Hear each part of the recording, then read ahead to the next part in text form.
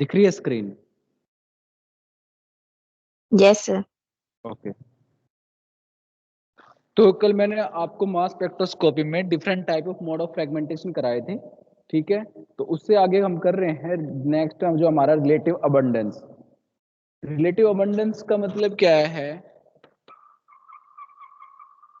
Relative abundance भाई कोई compound जो है, जो आपका कोई एलिमेंट है, वो किस रेशो में मिलता है। जैसे मैं कहूँ कार्बन जो है, हमें कार्बन के आपके पता आइसोटोप कितने, कार्बन 12 भी होता है और कार्बन 13 भी होता है, हाइड्रोजन 1 भी होता है एंड हाइड्रोजन 2 भी होता है। ऐसे ही हमारे कई सारे हैं, ठीक है। तो जिसमें हमें पता होना चाहिए कौन कितनी कितनी रेशो में प्रेजेंट है। तो यहाँ पर जो कार्बन 12 है, वो उसकी जो रिलेटिव अबंडेंस है वो तो है 100%, एंड कार्बन 13 की आती है 1.08%, अप्रोक्सीमेटली नियरली अबाउट 1.1%, ठीक है। एंड जो हाइड्रोजन है आपका, वो तो होता है 100% होता है, बट जो हाइड्रोजन 2 होता है, उसकी जो अबंडेंस होती है उसमें एटमॉस्फेयर में, वो होती है 0.016, नेचर के अंदर बता रहा हूं मैं आपको ये, ठीक है। नाइट्रोजन जो होता है, नाइट्रोजन 14 है, उसकी जो अबंडेंस है वो 100% है, और नाइट्रोजन जो 15 है उसकी जो अबंडेंस है 0.356% है, ठीक है। और अगर हम बात करूं आपसे सल्फर, सल्फर जो है, सल्फर आपको मिलता है S जो है 32, वो 100% है, एंड बट सल्फर S34 जो है आपका सल्फर है, उसकी जो परसेंटेज है वो है 4.215% है। इसी में सल्फर 34, ऐसे सल्फर 33 भी है भाई। जो सल्फर 33 है उसकी कम है, उसकी जो है 0.750 है, ठीक है, 0.750% है। ऐसी जो हमारे पास क्लोरीन है, क्लोरीन Cl35, ठीक है, उसकी तो है 100%, बट क्लोरीन 37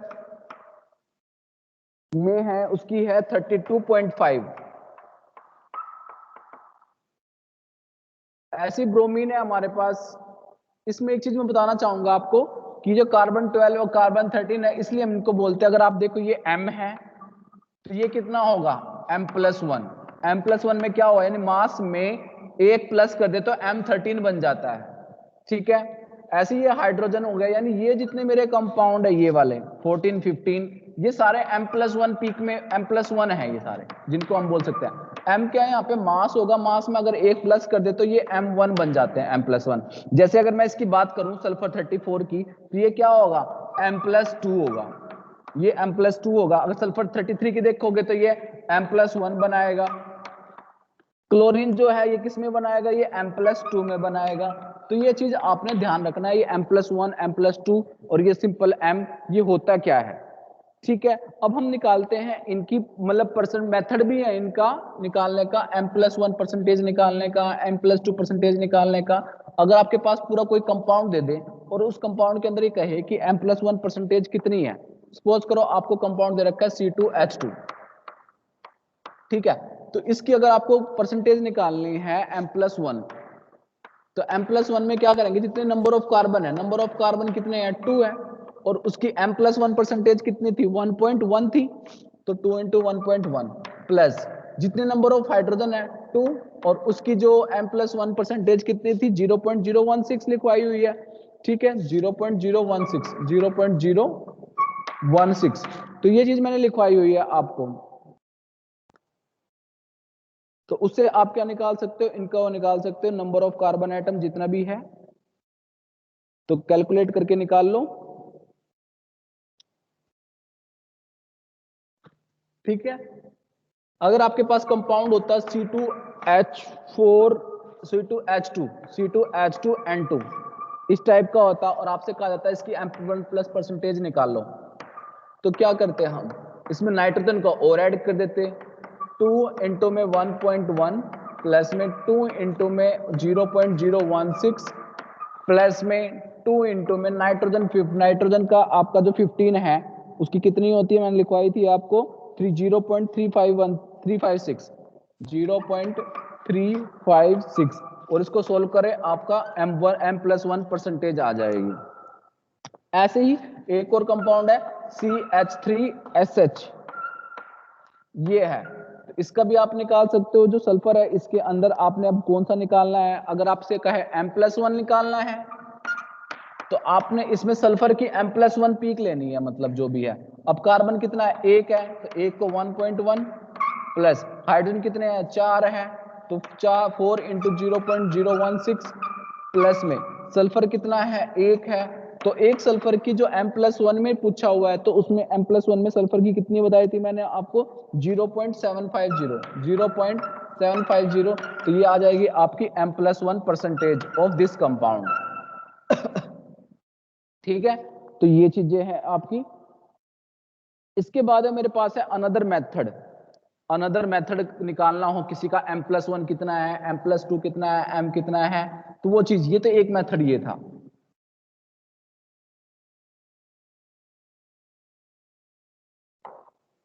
अनदर मेथड में क्या कहता है कि a+b और उसकी पावर n।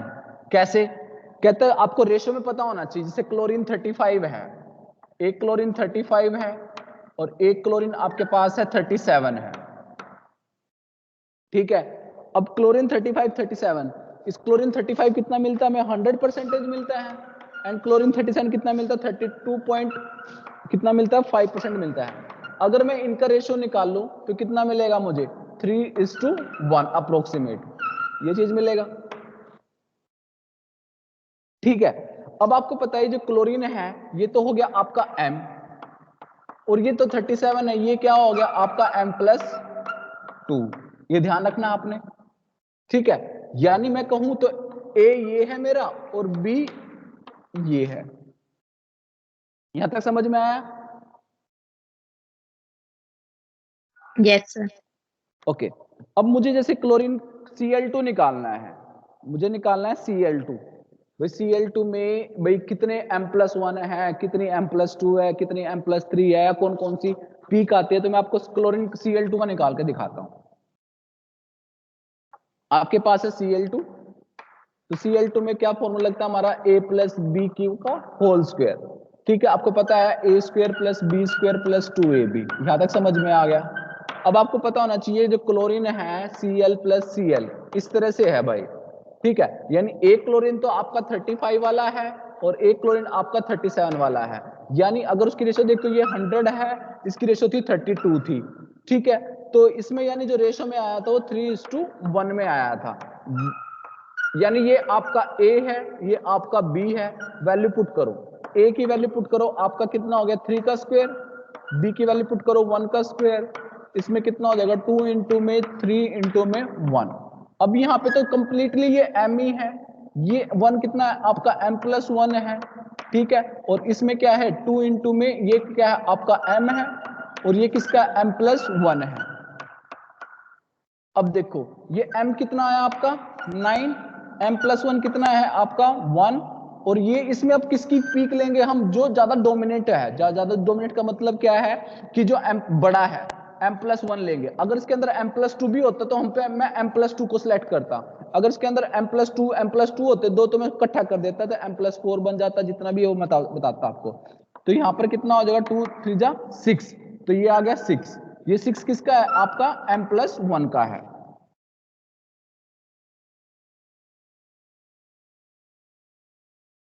अच्छा, a² + b², ठीक है, और ये जो है आपका क्लोरीन 37 था ना, सॉरी, ये आपका M+2 में है, क्योंकि ये जो 1b है ये आपका, ये तो हो गया आपका M, ये M+2, और ये हो गया आपका M+2, ये था बेटा। तो M+2 का जो स्क्वायर है यहां पर, ये तो बन गया M+4, ये तो कितना है 1 ही है ना, तो ये हो गया आपका M, ये हो गया आपका M+4 और ये हो गया आपका M+2।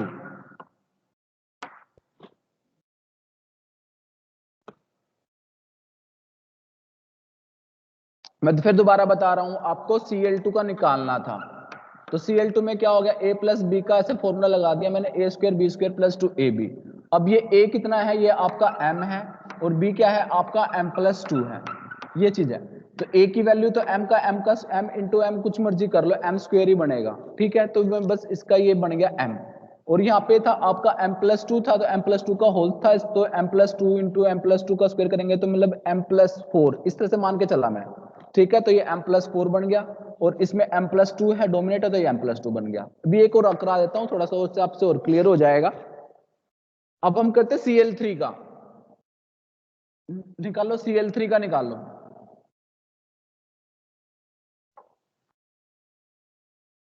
Cl3 में फॉर्मूला लग गया हमारा A+B का क्यूब, ठीक है। वही इसके अंदर वही एक M है और दूसरा M+2 है, और वैल्यू आपको पता ही है, इनकी 3 है और इसकी 1 है। बस अब फॉर्मूला लगा दो। A+B क्यूब का फॉर्मूला क्या होता है, मेरे को तो आता नहीं है। A cube plus B cube plus में 3A² B प्लस में 3AB स्क्वायर, ये भी होता है ना फॉर्मूला भाई, या नहीं? यस सर, होता है। ठीक, ओके ओके। अब एक तो इतना, एक कितना आपका, पहले तो वैल्यू पुट कर लो, 3 का क्यूब 1 का क्यूब प्लस में 3 इंटू में 3 का स्क्वायर इंटू में 1 का स्क्वायर प्लस में 3 इंटू में 3 इंटू में 1 का स्क्वायर। तो कितना आ गया, ये तो आपका आ गया 9, ये आपका आ गया 1, और ये कितना आ गया 3 3 जा 9 3 जा, सॉरी सर वहाँ 27 है। हाँ बताते भी नहीं हो तुम तो। 27 1, और यहाँ पे 3 3 9 3 27, और यहाँ पे कितना आ जाएगा 9, ये आ गया। अब वो किस किस की पीक बनी है वो निकालते हैं। ये तो पूरा का पूरा M है, ये आपका M+2 है, कितनी बार है 3 टाइम्स है, तो ये बन जाएगा आपका M+6। अब इसमें A है और ये आपका B है, ये तो क्या होगा, इसके अंदर M है और B कितना है आपका M+2 है, तो यानी ये डोमिनेट पीक किसकी होगी, ये होगी M+2 की, ठीक है। और भैया ये आपका क्या है, ये आपका M है और ये आपका M+2 का होल स्क्वायर है, तो ये बन जाएगा M+4, ये बनेगा आपका।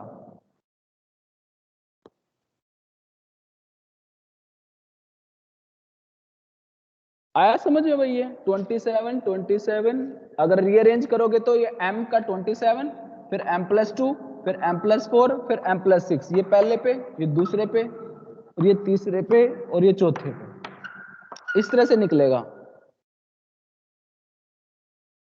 अब Br2 की निकाल लो, ये तो आ गया होगा समझ में।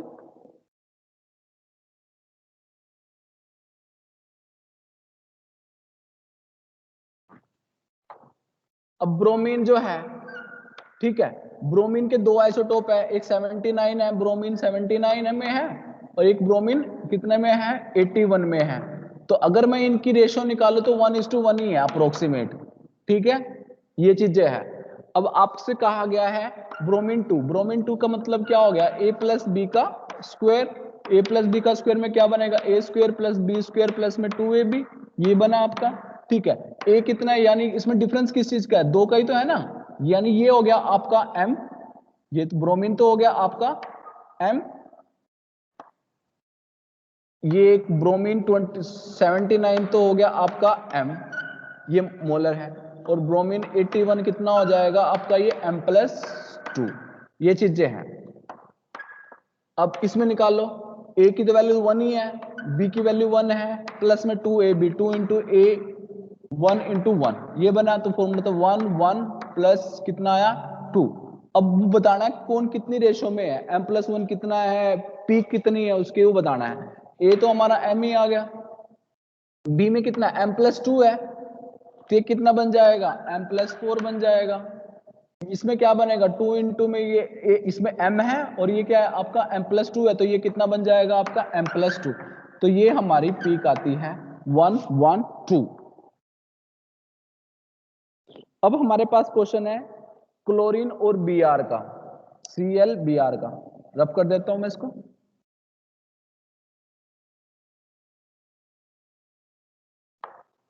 Cl एंड Br, अब आपको पता होना चाहिए जो क्लोरीन है वो किस में लाई करता है आपका 35 37 में लाई करता है, तो इस क्लोरीन में भी क्या होगा, A प्लस बी बनेगा ये, और ये A dash plus B dash, ये चीज है।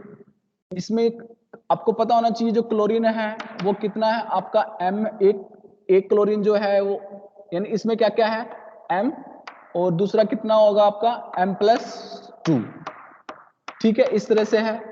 और ये भी आपका क्या होगा M, और ये क्या है आपका M+2 है। तो पहले आप A की मल्टीप्लाई कर लो, A मल्टीप्लाई करोगे इस किस से, तो A into A dash plus में B इंटू, नहीं A into A dash, A किससे मल्टीप्लाई कर रहा हूं मैं, A dash into B plus, अब मैं B किससे मल्टीप्लाई कर रहा हूं, B dash into A, and then इस तरह मल्टीप्लाई करूंगा तो मैं क्या बनेगा B इंटू में A डैश, ये मेरे पास तैयार हो गए। अब इसमें कि क्लोरीन का है, तो क्लोरीन की जो जहां पे M ये A है वहां पे तो होगा 3, क्योंकि A की वैल्यू कितनी है आपकी 3 है, B की वैल्यू कितनी है 1 है, A डैश की वैल्यू कितनी है 1 है, B डैश की वैल्यू कितनी है 1 है। ये वैल्यू पुट करो पहले तो 3 इंटू में 1 प्लस में A डैश है तो 1 इंटू में 1, B डैश कितना है 1 एंड A कितना है 3, B कितना है 1 एंड A डैश कितना है 1, ये हो गया। तो ये आ गया 3, ये आ गया 1, और ये आ गया 3, ये आ गया 1, ये आ गया आपके 3:1:3:1। अब कौन कितना कितना ये निकाल लेते हैं। ये तो सारा का सारा, ये भी M है, ये भी M है, A भी M है और A डैश भी M है, ठीक है, ये तो हो गया आपका M। अब A डैश कितना है आपका M, और B कितना है आपका B यानी M+2, तो इसमें किसका बन गया, ये तो बन गया M+2 का। अब आ जाओ इसमें B डैश कितना है आपका, B डैश कितना है आपका, B डैश कहां गया, दिस वन, तो B डैश कितना है आपका M+2, ये हो गया M+2, और ये A कितना है आपका M है, तो ये भी M+2 बन गया, ओके जी। और B ये कितना बन गया, ये आपका, ये भी M+2 है और ये M है, तो ये भी आपका कितना बन गया M+2 है। तो ये सारे के सारे M+2 है, तो यहाँ पे कितना आ गया आपका M कितना आ गया 3, और ये सबको कंबाइन कर दो, 3 और 1 4 और 1 5, ये बन गया ये।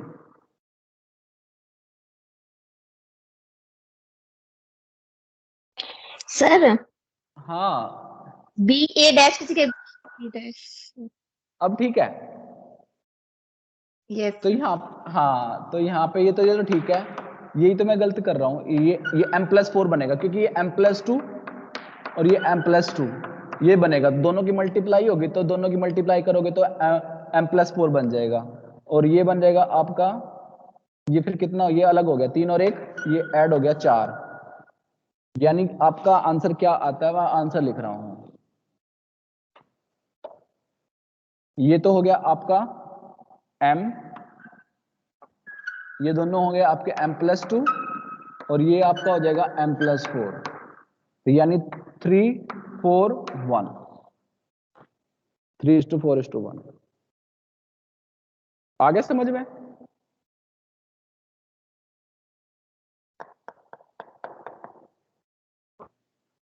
इसके बाद है Cl2Br,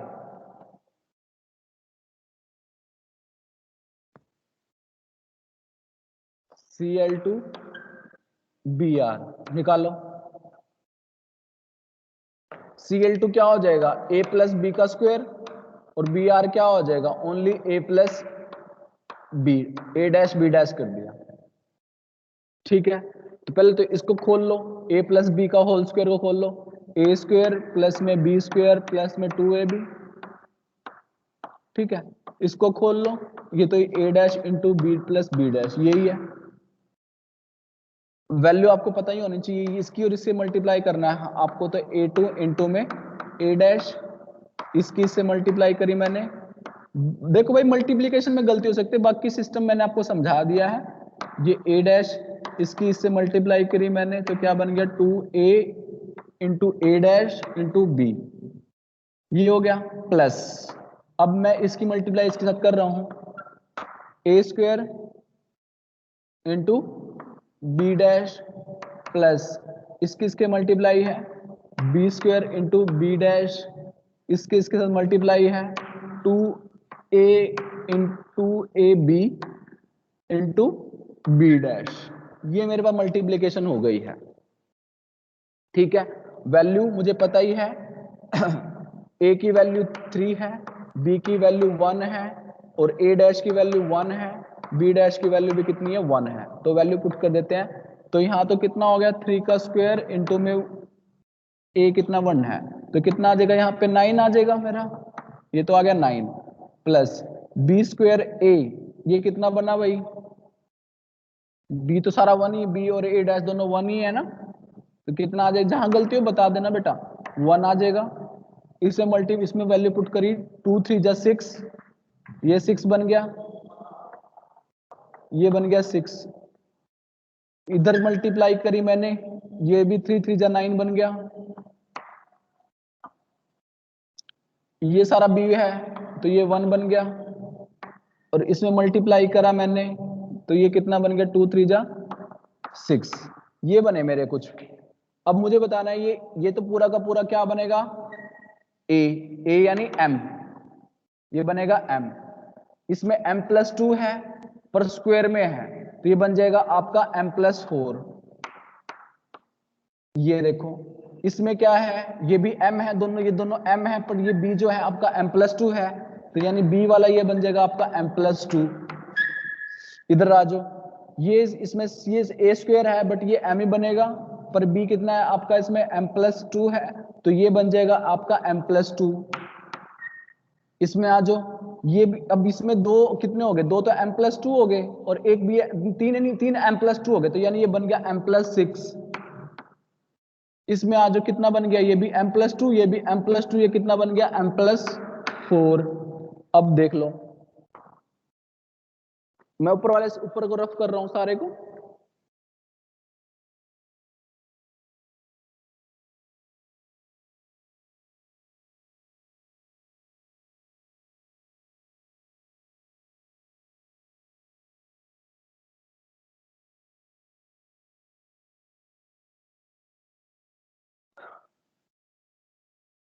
तो ये तो हो गया आपका m कितना आ रहा है 9 और m+4, ये कैसे आ गया है, ये जहां 1 1 आ रहा है ना वहां पे 3 3 आना चाहिए था मेरा। एक बार बेटा देखना, रीचेक करो दोबारा से आप, जहां मेरा 1 1 आ रहा है ना यहाँ पे 3 3 आना चाहिए था मेरा, मेथड यही है, यहाँ पे 3 3 आना चाहिए था।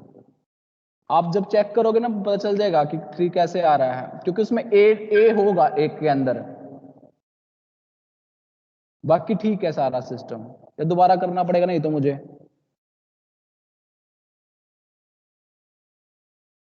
आ रहा है किसी का 3 3, या दोबारा करूं इसको,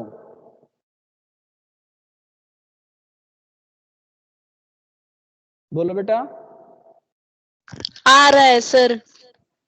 आ रहा है ना, हाँ हाँ जी बस, सर। हाँ यहाँ पे 3 3 आएगा, ये दोबारा आप रीचेक कर लेना, क्योंकि मैंने बोला था मगर मल्टीप्लिकेशन में गलती हो सकती है, बाकी और कहीं नहीं है।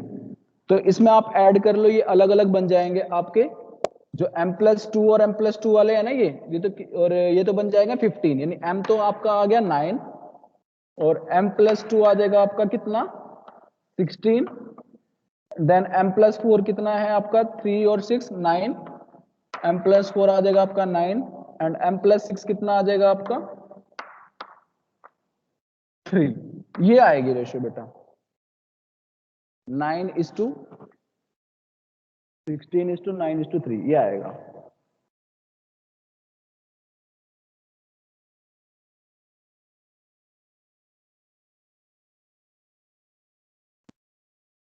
बाकी छोटी मोटी मिस्टेक हो सकती है, बाकी करने का तरीका यही है जो मैंने आपको बताया है।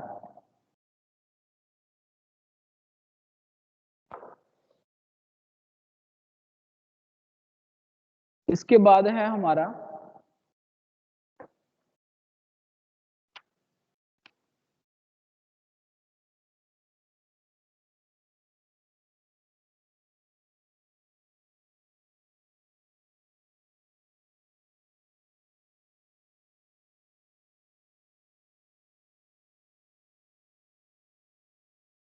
जनरल मोड ऑफ फ्रेगमेंटेशन मैंने आपको सिखा तो दिए हैं, तो फिर भी मैं एक बार थोड़ा डिस्कस कर लेता हूं आपसे ताकि आप इनको अच्छे से कर सको।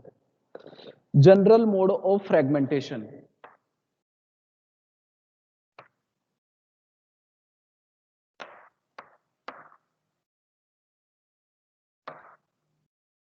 तो सबसे पहला जो मेरा है वो है सिंपल क्लीवेज।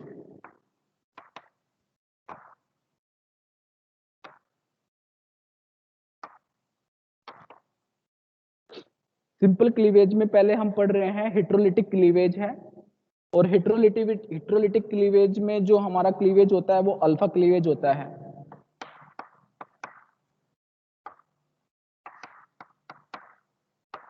हेट्रोलिटिक क्लीवेज जैसे कह रहा है कि आपके पास अगर इस टाइप से कुछ है, ठीक है, इस तरह से, तो ये कह रहा है कि यहां पर जो फॉर्मेशन होती है, ठीक है, ये पॉजिटिव चार्ज और ये आपका एक्स फ्री रेडिकल बन जाता है। तो कहते हैं ये कब ज्यादा प्रेफर कब होएगा, अगर आपका ट्राई सब्स्टिट्यूटेड मिथाइल ग्रुप हो, अगर 3 मिथाइल ग्रुप लगे हों तो ये कार्बोकेटाइन को ज्यादा प्रेफर करता है। या फिर एक्स में भी क्या हो सकता है, आपका हेलोजन हो सकता है, एक्स में भी क्या क्या हो सकता है, आपका हेलोजन हो सकता है, में भी हेलोजन, OR, SR या NR2 ये हो सकता है। और ये कह रहा है कि carbon halogen bond of alkyl bromide और आयोडाइड, अगर इस तरह से एक ब्रोमीन वाला बॉन्ड है और एक आयोडाइड वाला बॉन्ड है, तो कह रहे हैं कि ये वाले जो बॉन्ड है ना ये जल्दी इजीली से ब्रेक होंगे इस तरह से, और फॉर्मेशन ऑफ आपको कार्बोकेटाइन जल्दी मिलेगा as comparison to carbon fluorine. ठीक है,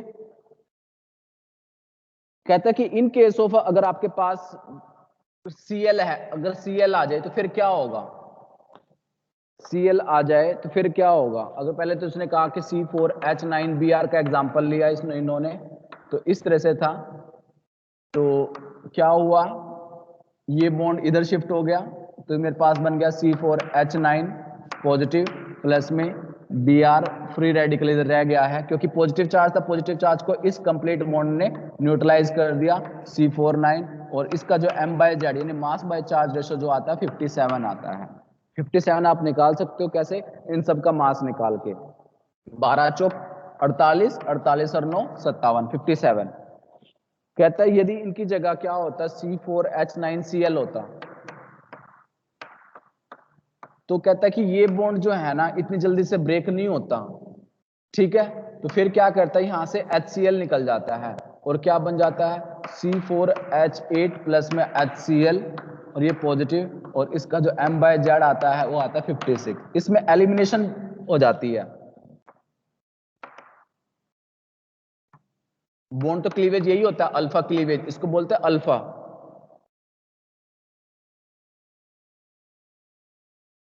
पॉजिटिव एंड फ्री रेडिकल, ये पूरा, क्योंकि ये तो पूरा न्यूट्रल निकल गया ना, और इसमें कैटायन फ्री रेडिकल बन गया, इसमें पूरा का पूरा न्यूट्रल आ गया, वो ये न्यूट्रल आ गया। अब क्लीवेज ऑफ, अगर हम ब्रोमीन की या इनकी जगह अगर इथर बॉन्ड होता तो फिर क्या होता,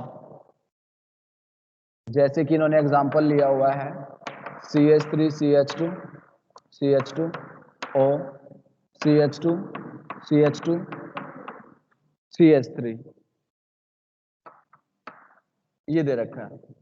कह रहा है इसकी ना दो पॉसिबिलिटी है, चाहे तो क्या कर दे, ये बॉन्ड को ऐसे तोड़ दे, तो जिसकी वजह से क्या मिलेगा मुझे, CH3 CH2 CH2 पॉजिटिव मिलेगा, और ये O फ्री रेडिकल में O CH2 CH2 CH3, ये दो पॉसिबिलिटी है,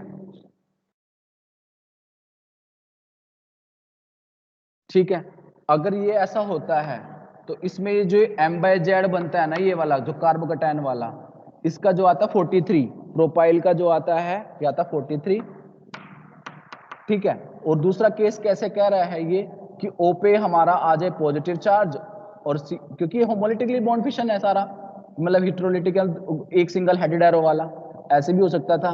कैसे कि भाई जो पॉसिबिलिटी बनाई है CH3 CH2 CH2 free radical, इस पे फ्री रेडिकल आ जाए और O positive CH2 CH2 CH3, इसका जो M/Z आया है, M/Z मैंने आपको बताया कई बार क्या होता है 59, बट इसकी जो रिलेटिव अबंडेंस है वो कितनी है 1.1% है, मतलब बहुत कम है। ठीक है, तो जब से ज्यादा अगर कहीं पर भी ऐसा होगा तो ये ज्यादा प्रेफर करेगा। इसमें 43% 43 कह रहा हूं मैं, ये बनता है आपका 50%, ये 50% बनता है, ये 1.1% बनता है, यानी क्लीवेज जो होगी ईथर के अंदर एल्काइल पार्ट की तरफ ज्यादा क्लीवेज होगी, ये ध्यान रखना है आपने। इसके बाद है होमोलिटिक, ये था हिट्रोलिटिक में अल्फा बॉन्ड क्लीवेज।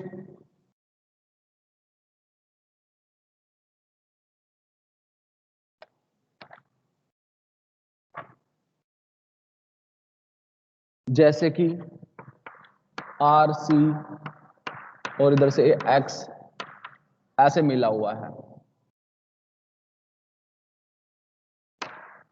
तो ये एक तो ये है, ये यहाँ पे ये इधर से आ गया और एक इधर से आ गया, तो ये तो बन गया आपका R पे कंप्लीट चला गया है बॉन्ड टू डाई, तो R पॉजिटिव फ्री रेडिकल।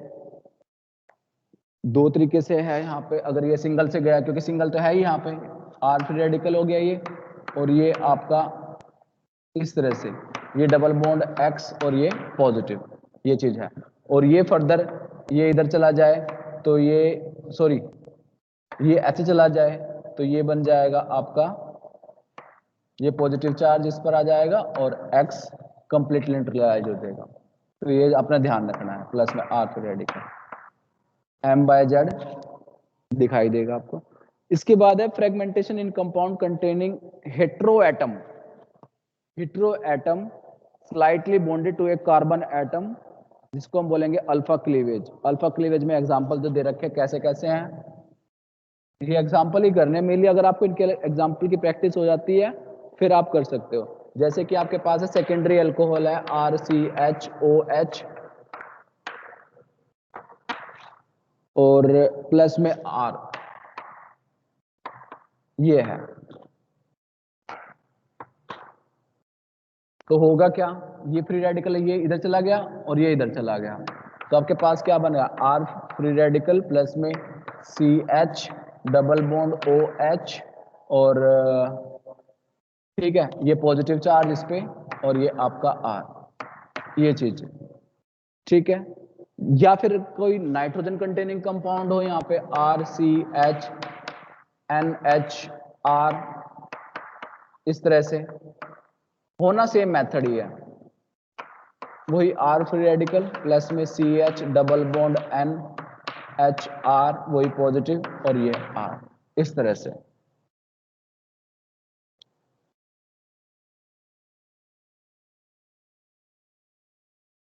ये है अल्फा क्लीवेज है, दिस इज द, ये जो बॉन्ड तोड़ रहे हैं आप कार्बन कार्बन वाला। इसके बाद है इसी में ही है नेक्स्ट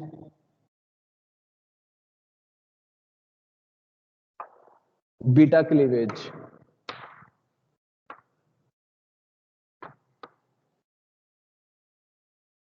जैसे एग्जांपल दिया हुआ उन्होंने C6H5 CH2 CH2Br, इस तरह से दे रखा है, ये चीज दे रखी है। तो ये तो हो गया अल्फा बॉन्ड, ये हो गया बीटा बॉन्ड, ठीक है। तो इस तरह से यहां पे शिफ्ट हो जाएगा और ये आपको क्या दे देगा C6H5 CH2 पॉजिटिव और ये आपका कंप्लीटली न्यूट्रलाइज हो जाएगा और पर रह क्या जाएगा CH2 double bond Br free radical, क्योंकि पॉजिटिव तो चार्ज तो कंप्लीटली न्यूट्रलाइज करके एक फ्री रेडिकल बना दिया मैंने, ठीक है। तो इसका जो M/Z है वो कितना आता है 91, जो 100% M/Z आती है जो इसका 91 होता है और 100% पीक आती है इसकी, ठीक है। फ्री रेडिकल का कुछ नहीं आएगा, ध्यान रखना, सिर्फ पॉजिटिवली या फिर पॉजिटिवली के साथ फ्री रेडिकल हो उसमें ही आती है इसकी।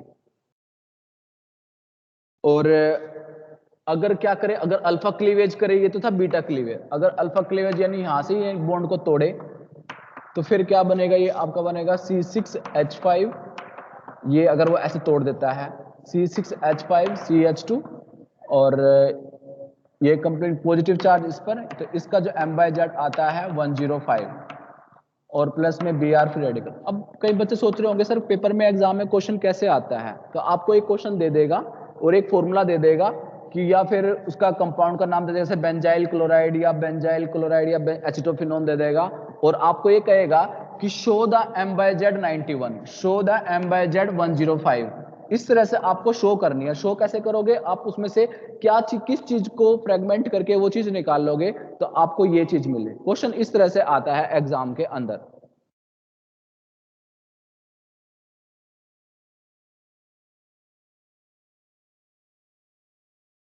बाकी का ये हम कल करेंगे।